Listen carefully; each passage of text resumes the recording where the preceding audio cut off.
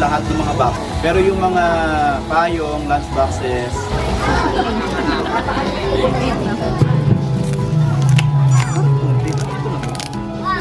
Iisa kayo.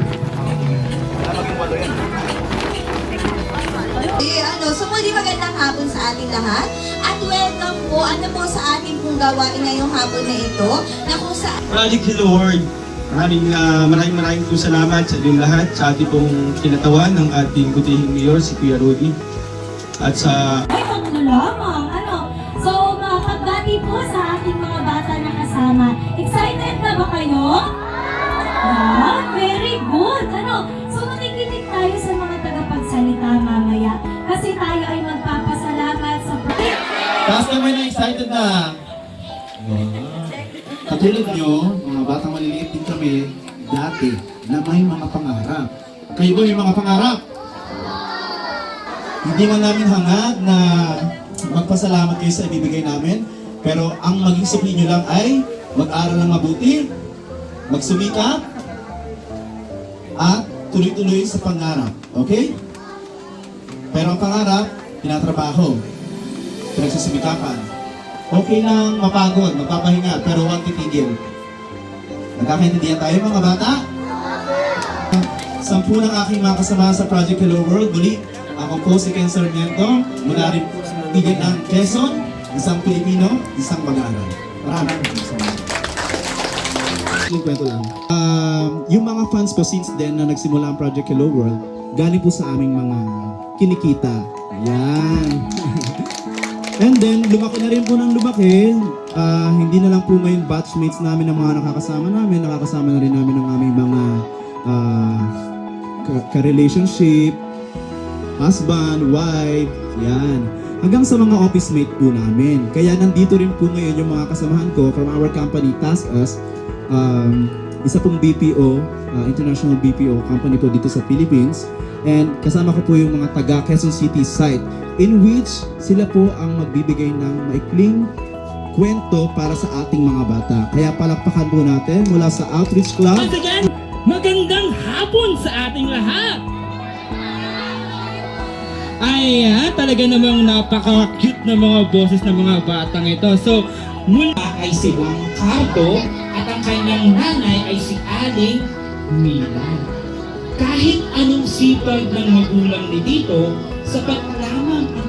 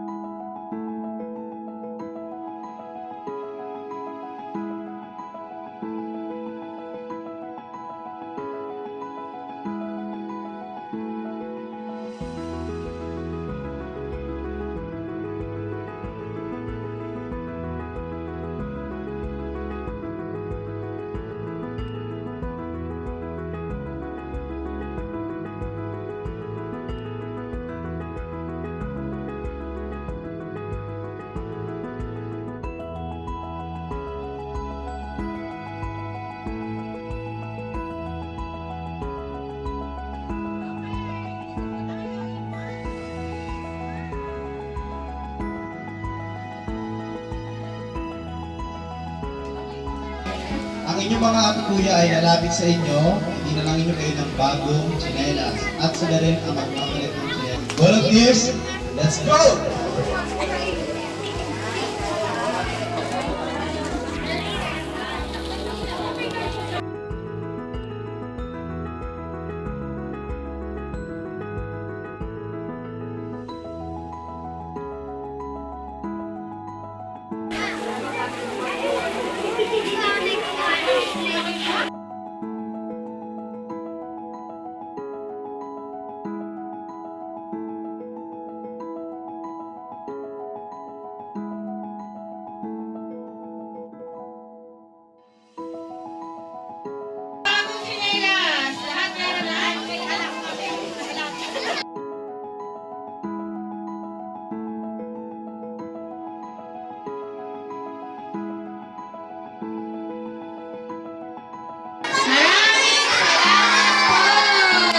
Ayan, palakpakan naman natin sila ate sa kanilang mga binigay na regalo sa inyo. At sana, yung mga natanggap din yung regalo ay inyong iingatan ha at gagamitin ng maayos at mabuti. Okay ba yun?